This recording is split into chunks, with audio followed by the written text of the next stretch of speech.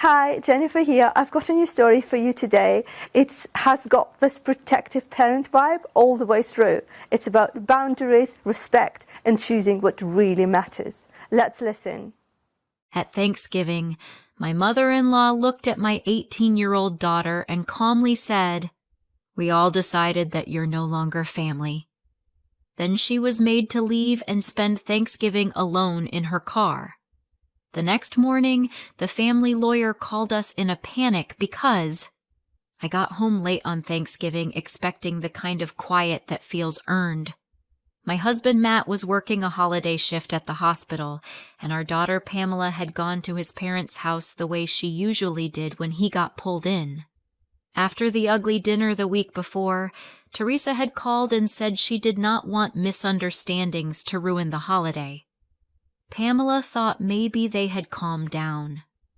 I was not sure they had, but I also did not think they would do anything unforgivable with a holiday table already set.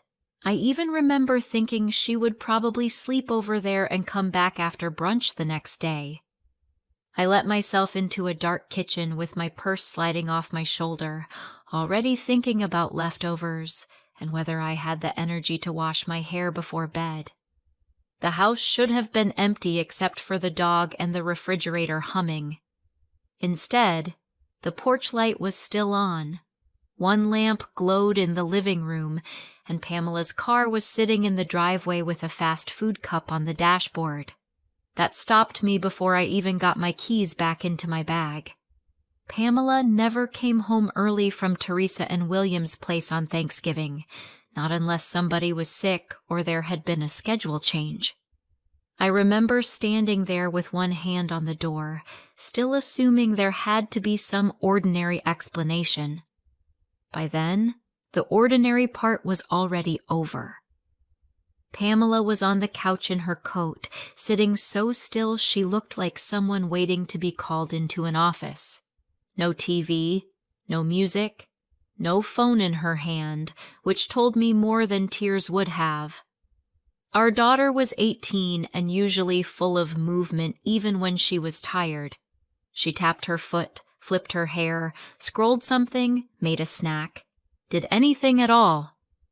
That night she was staring at the coffee table like it had been interesting for hours. I said her name once, then again, and she looked up too fast, like I had pulled her back from somewhere she did not want to be.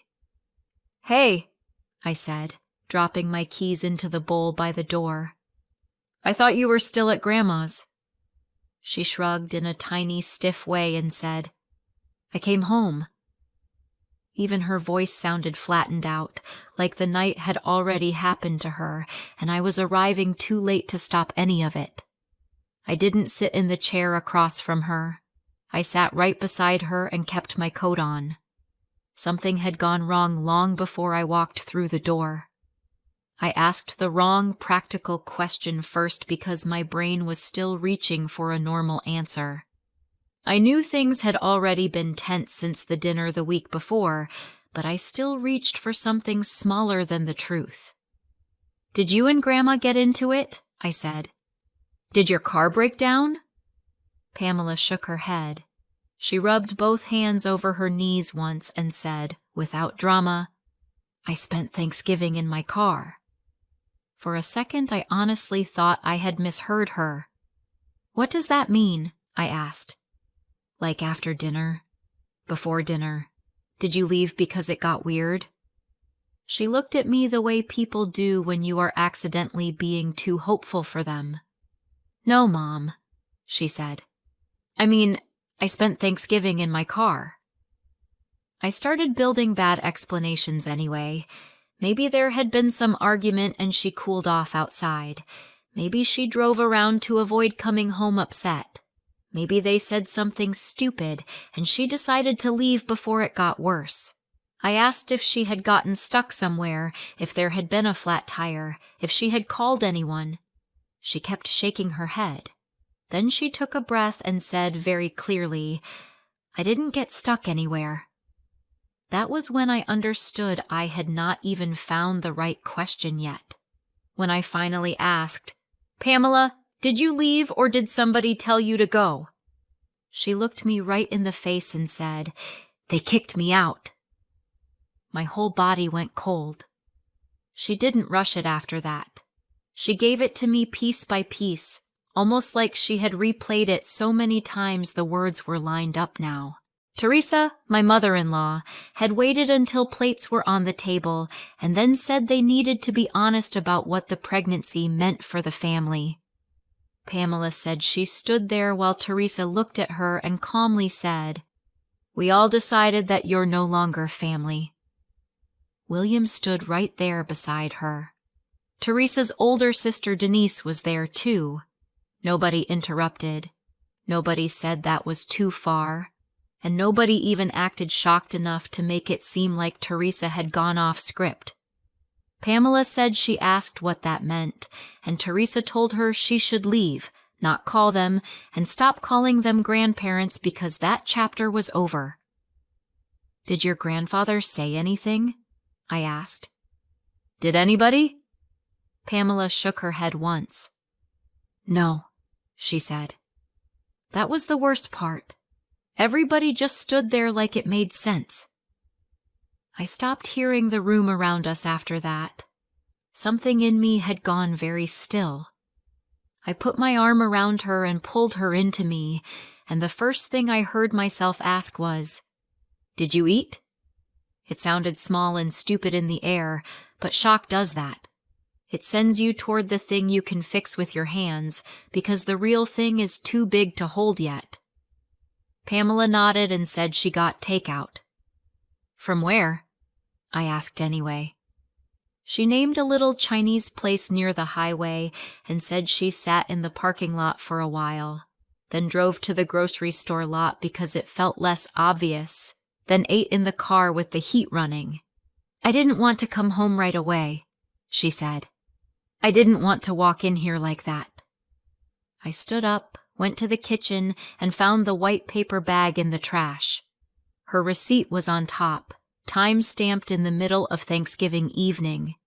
One untouched packet of soy sauce had fallen beside it. I heated water for tea even though neither of us wanted tea. The fact that she had eaten alone in a parked car made the whole thing physical.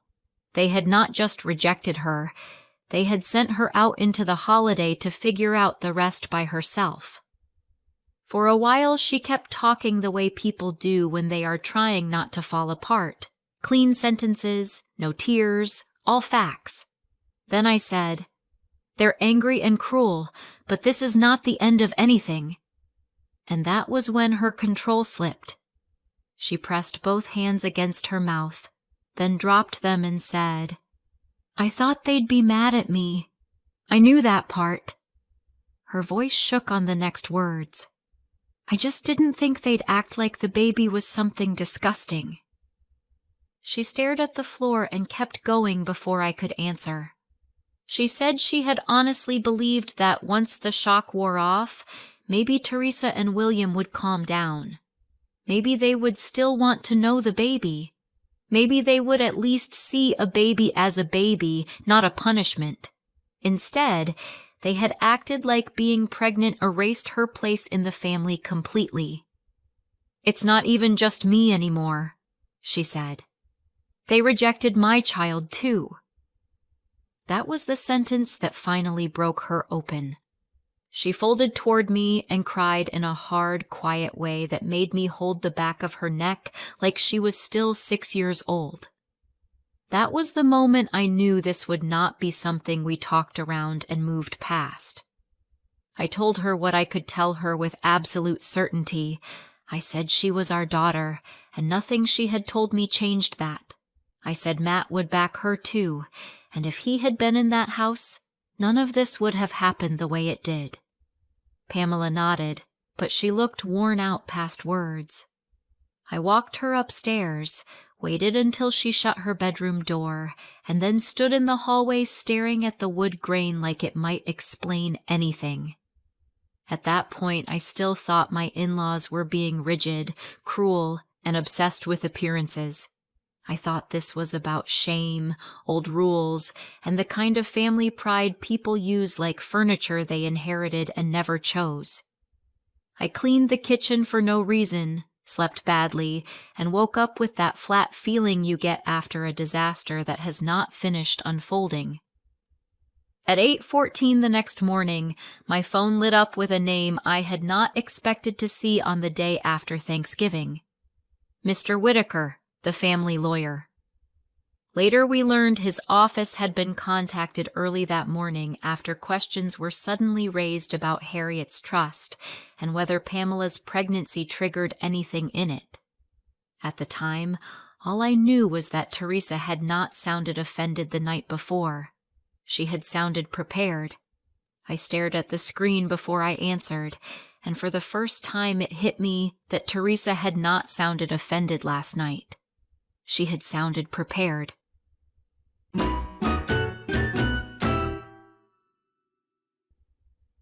A few weeks before Thanksgiving, Pamela found me alone in the kitchen after school while I was putting groceries away. She did not circle the subject or ask whether I had a minute. She stood by the counter in her hoodie, gripping the strap of her backpack so hard her knuckles blanched, and said, fast, "Mom, I'm pregnant." Then she looked at me the way people look when they have already imagined 5 different versions of your disappointment. Pamela was 18, finishing high school, accepted to a good college, and she had spent half her senior year talking about becoming a teacher. We had been comparing dorm photos and arguing about whether she needed a mini fridge. Now all of that seemed to move 2 feet to the left in one sentence. I told her to sit down, mostly because I needed both of us sitting. She didn't. She said she had taken 2 tests, then a third one because she thought the first 2 had to be wrong. She was already far enough along that denial had become impossible, which made the whole conversation feel less like a scare and more like a future arriving before any of us were ready. The kitchen clock was so loud I noticed it. I remember taking a carton of eggs out of the bag and setting it right back down because suddenly I could not trust myself to hold anything breakable. My next words mattered, and Pamela knew it. Once she sat, the rest came out in bursts. The baby's father was Tyler, her first real boyfriend, also 18, sweet in the way boys sometimes are before life asks them to be anything difficult. He was supposed to leave for college in another state by late summer. Pamela had been accepted somewhere else. There had never been some grand plan for them to get married young and build a life in matching sweatshirts. "I know the timing is awful," she kept saying. And every time she said it, I nodded because she was right. But every time she talked about the pregnancy itself, she talked about the baby like someone real already existed on the other side of all our fear. That mattered to me. She was scared, but she was not abstract about it.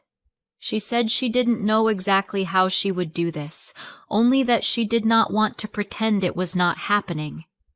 I was shaken. I was also her mother, so I did not lecture her, and I did not make her beg for help. I reached across the table, took her hand, and said, "We will figure out what comes next. You are not doing any of it alone." I watched her shoulders drop an inch, and that inch changed the whole room. Matt got home late that night, still wearing his work shoes, looking tired in the way only medical shifts can make a person look. I told Pamela I would tell him myself, so she would not have to relive the first hard moment twice in one day. He had barely set down his bag when I said we needed to talk. He saw my face and stopped trying to unbutton his coat. I told him plainly that Pamela was pregnant, that she had told me that afternoon, and that she was terrified of what he might say. He did not speak for about 3 seconds, which felt longer. Then he asked, "Is she okay?" Not, "How could this happen?" Not, "What was she thinking?" He asked if she was okay, whether she had seen a doctor yet, and whether she needed anything right away. When I told him she was upstairs and bracing for the worst, he went halfway up, then stopped and asked me, "Do you want me to go in, or does she need a minute?" That question almost made me cry. When Pamela finally came down, he hugged her first. I watched her face change in real time, fear loosening into something survivable. That was when we became a team instead of a crisis. About a week before Thanksgiving, Pamela and I had dinner at Teresa and William's house because they wanted to talk as a family. Matt was stuck at the hospital that night, and Teresa had acted as if waiting for him would only drag things out, which should have told me exactly what kind of evening she intended to have. Even before dessert, I could tell that phrase had been used as a trap. Their dining room always looked like a staged model home, candles lit, polished silver, everything arranged like good manners could substitute for warmth. Teresa kept her voice low at first, which somehow made it worse. She said she was deeply disappointed. William talked about choices and consequences in that legal, careful tone he used whenever he wanted cruelty to sound rational. Pamela listened with both hands in her lap and her jaw set tight. Then Teresa brought up Harriet, Matt's late grandmother, the woman who built most of the family money from a handful of properties and a level of stubbornness everybody else had turned into legend. "Harriet would have been ashamed," Teresa said, and she said it with satisfaction, as if she were reaching for the one name nobody was allowed to argue with. William followed her with talk about the family name, standards, and how some behavior was not supposed to be rewarded. I watched Pamela go from nervous to angry in one slow, visible shift. The evening had stopped pretending to be a discussion. The real point surfaced when Teresa and William moved from shame to money. Teresa said no one should assume that family support continued no matter what somebody chose to do. William said it more smoothly, as if he were explaining a policy. If Pamela insisted on keeping the baby, she should not count on being treated the same way when Harriet's estate was considered in the future. Pamela looked from one to the other and said, "What exactly are you threatening me with?" Teresa answered with words like values, legacy, and consequences, never once saying inheritance directly again because she knew she already had. William added that Harriet had created what she created for people who honored the family, not embarrassed it. That did it. Pamela sat up straight and said, very clearly, "You are not going to use money to make me ashamed of my own baby." I said, "And you are not going to talk to her like this while pretending it's guidance." The room went flat after that. Teresa told us we were being emotional. William said we would all regret making this adversarial. No one raised a voice. Nobody had to. By the time we left, the line had already been drawn, and everybody at that table knew it.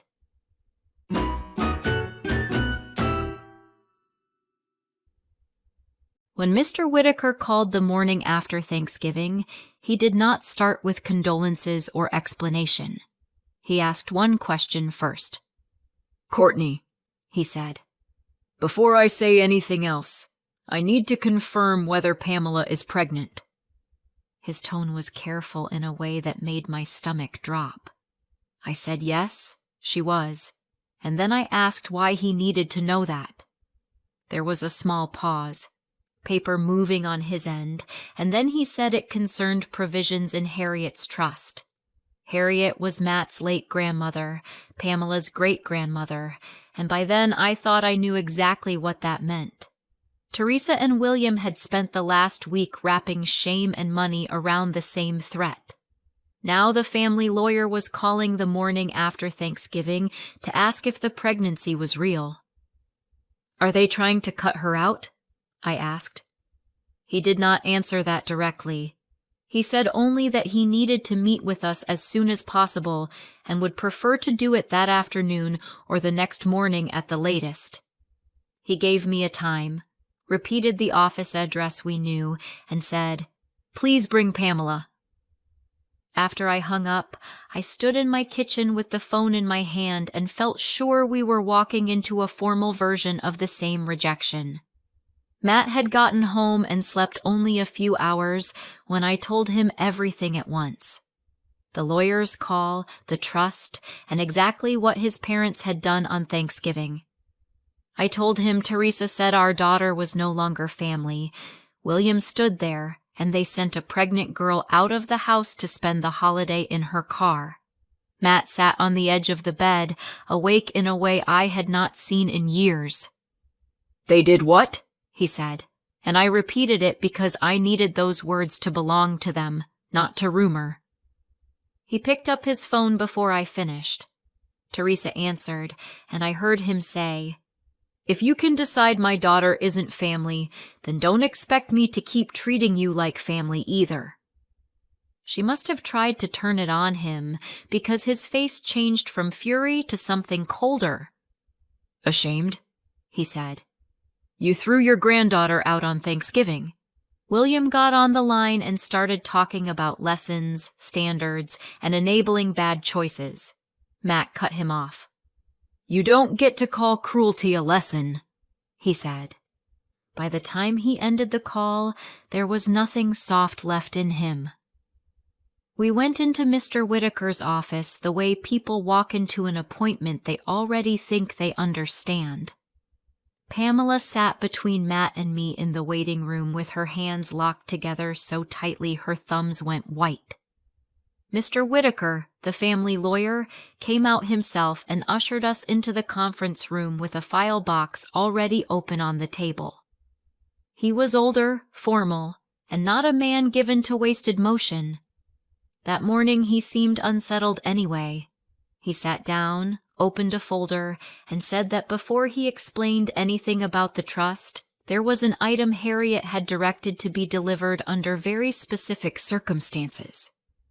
Then he reached into the folder and handed Pamela a sealed envelope with Harriet's name written in a sharp, slanting hand across the front. Pamela looked at me, then at Matt, then broke the seal with one finger under the flap. I braced myself for something dry and cruel, one more message from the dead being used to control the living. Instead, as Pamela's eyes moved down the page, her whole face changed. She blinked once, looked back at the top as if checking she had read it right, and then handed the letter to Matt without saying a word. The room had turned, and none of us knew by how much. Harriet's letter was nothing like the version of her Teresa had used as a weapon. She wrote plainly, almost bluntly, that she had once been a very young woman carrying a child before she had security, before respectability, before the family liked to remember her story. She wrote that the hardest years of her life were exactly the years later generations polished away. One sentence made Pamela put her hand over her mouth. "No girl in my line is ever to be cornered, shamed, or abandoned for carrying a child." Harriet said fear passes, gossip passes, and people who love rules more than people always claim they are protecting the family when really they are protecting their comfort. She said a baby is never a stain, and no one should be made to trade dignity for support. By the time Matt finished reading, there was not a single sentence in that letter that sounded anything like Teresa's warnings about legacy and standards. Pamela sat very still while tears ran down her face, not because the words were sentimental, but because they were practical and fierce in exactly the place she had been wounded. The woman they had invoked like a threat had built a door where they had tried to build a wall. Only after the letter did Mr. Whitaker explain the legal part, and it was so different from what we had feared that I had to make him repeat himself. Harriet's trust did not punish pregnancy. It protected against abandonment during pregnancy. There was a provision, he said, to activate support if a direct female descendant became pregnant young and chose to carry the child.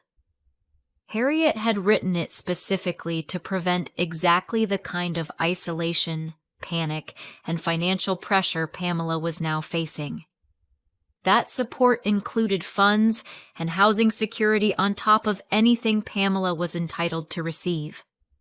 Pamela laughed once in disbelief, then apologized because it sounded impossible after the way Teresa and William had spoken. Mr. Whittaker did not look offended. He looked grim.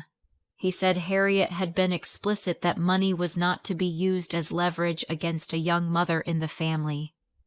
"The clause exists to make sure she does not struggle alone," he said. Pamela stared at him, then at the letter again. "So they knew?" she asked. "They knew this, and told me the opposite?" Mr. Whittaker chose his words carefully and said he could not yet speak to what they knew or when they knew it. But the fact sat in the room anyway. Everything Teresa and William had framed as consequence might actually have been protection, and they had tried to weaponize the lie before we ever saw the paperwork. Then the meeting shifted again. Mr. Whittaker referred to the pregnancy support as being in addition to Pamela's regular distributions, and Pamela interrupted him with a confused frown. "What regular distributions?" she asked. He looked up from the file and said, "The distributions you began receiving at 18. She shook her head. "I never got anything." He seemed to think Matt and I had handled the money for her. We told him no. He flipped pages, asked whether checks had been sent elsewhere, whether there was an account in her name, and whether any educational payments had been made on her behalf. Up to that point, he said, the trustee's office had been certifying that routine distributions were being handled appropriately.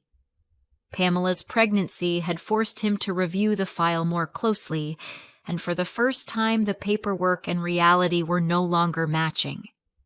Pamela answered no to all of it. According to the trust, funds should already have been distributed to her when she turned 18, and there appeared to be earlier educational support due before that. None of it had reached her. Mr. Whittaker took off his glasses, rubbed the bridge of his nose, and said he would have to investigate immediately. "Please understand," he said, "if what you are telling me is accurate, this is not a misunderstanding." We walked out of that office with one fear removed and a worse one settling into place. Teresa and William had not been defending Harriet's values. They may have been hiding money that was never theirs to control.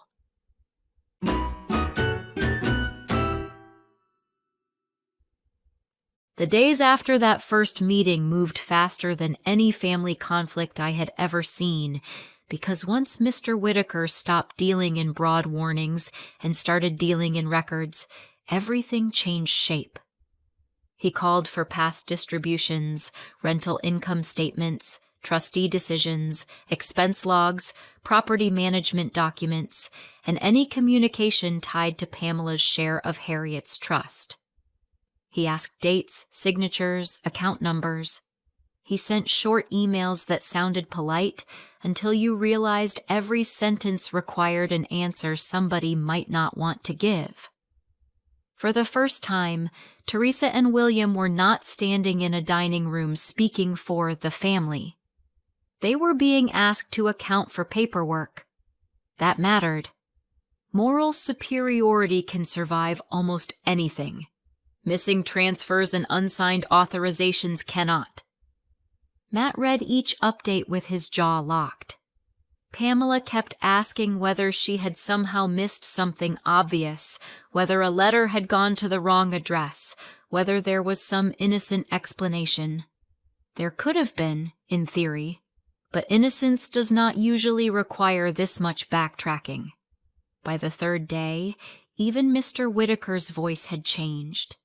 He was no longer asking us to be patient while he clarified confusion. He was asking for patience while he verified what had already started to look very bad.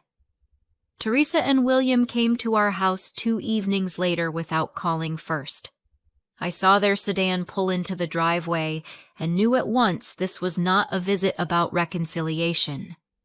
Teresa stepped onto the porch already talking, pearls on, coat buttoned, as if formal clothes could make what they wanted seem reasonable. William stood beside her with that practiced look of injured authority. I did not invite them in right away, but they kept pressing, so Matt opened the door and let them stand just inside the entry. Teresa said the situation was getting out of hand, that lawyers were making everything uglier than it needed to be, and that families should handle family matters privately. William said Mr. Whitaker had overreacted to a simple misunderstanding. Then, because greed eventually makes people careless, they said the quiet part out loud.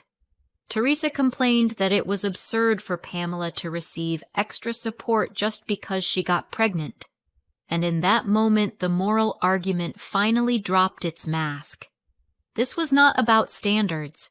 It was about money they had already started treating as their own.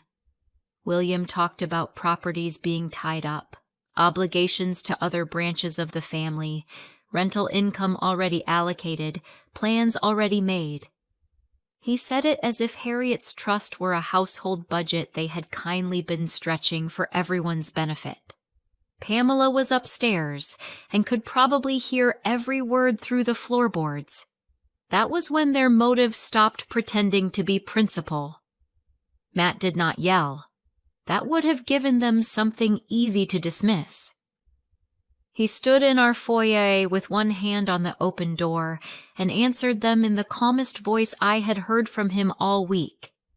He said, "You did not treat my daughter like family when you threw her out on Thanksgiving and left her alone in her car, so you do not get to hide behind family now that paperwork is involved." Teresa tried the softer approach first, saying everyone had been emotional, that maybe words were chosen poorly, that Pamela had misunderstood. Matt did not move. "She understood perfectly," he said. William hardened again and said this was exactly what was wrong now. No consequences, no standards, no respect for the people who built anything. Matt looked at him and said, "What Harriet built is why this conversation is happening, and you've used her name to do the opposite of what she wanted." Then he made the line final. He told them we were not dropping anything because they had lied to our daughter, humiliated her, and tried to pressure her with money that was never theirs to weaponize. "After this," he said, "there are no more calls, no more visits, and no more pretending." He held the door wider, and they had to walk through it. At the follow-up meeting, Mr. Whitaker had numbers instead of suspicions. He laid them out one by one across the conference table, while Pamela listened with both hands flat on her knees, as if holding herself steady. Harriet's trust required a $25,000 distribution to Pamela at 18. It had not been paid. There was also $12,000 in earlier educational support that should have been used on her behalf over the years and had never been properly distributed. On top of that, Harriet's pregnancy clause now released another $85,000 in protected support to be paid in stages for Pamela and the baby. Then came the piece that explained why Teresa and William had fought so hard against the pregnancy becoming real in the paperwork. Harriet had designated one of the trust's rental properties to be made available to a young mother in exactly Pamela's position. Not eventually. Now.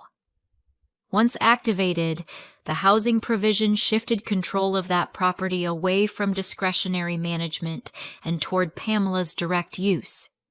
William had been collecting rent on that place. Teresa had been treating the arrangement like permanent family income. Suddenly, their objections about values made brutal financial sense. They were never defending legacy. They were defending control. The enforcement part took weeks, but it did happen, and I think that matters when people tell stories like this. Life rarely flips in one dramatic hour. It turns because paperwork keeps moving after the dramatic hour is over. Mr. Whitaker confirmed that Teresa and William were removed from key control as trustees once the records showed they had mishandled the trust and failed to make required distributions. They were ordered to account for what had been withheld and repay what could be traced. He told us they were personally liable to return the missing $37,000 that should have reached Pamela, and the trust would also recover rental income they had no right to keep once the property was reassigned under Harriet's housing provision. Pamela received the missed distributions, the newly triggered support, and access to the rental house Harriet had set aside decades earlier for a girl exactly like her. That was the deepest part of it for me. The family story used to shame her turned out to have been built to protect her all along. Matt followed through on everything he said in the foyer. He blocked their numbers, stopped answering messages, and went fully no contact. They had tried to keep power by closing a door on our daughter. Instead, they lost every door they had mistaken for ownership. A few months later, the house Harriet had set aside no longer felt like a legal outcome. It felt like Pamela's place. There was a bassinet in the corner of the bedroom, folded laundry on the sofa, and a whiteboard on the fridge with feeding times, pediatric appointments, and a list of classes she wanted to take once the baby settled into more predictable sleep. Our grandson arrived healthy and uninterested in the family mythology that had nearly swallowed his mother whole. Pamela was tired. She was steadier than I had seen since that kitchen conversation. Tyler was not her partner anymore, but he showed up, learned, and did the awkward work of becoming a young father instead of disappearing. With the support finally in place, Pamela could breathe long enough to plan again. Becoming a teacher was not gone. It had just taken a different road. Teresa and William lost the control they were desperate to protect, and Harriet's wishes won without anybody needing to scream, so I still wonder what other people think. Did we do the right thing by forcing the trust to follow Harriet's wishes and cutting them off when they lied, or were they right that bad choices should have consequences? Tell me in the comments and subscribe for more.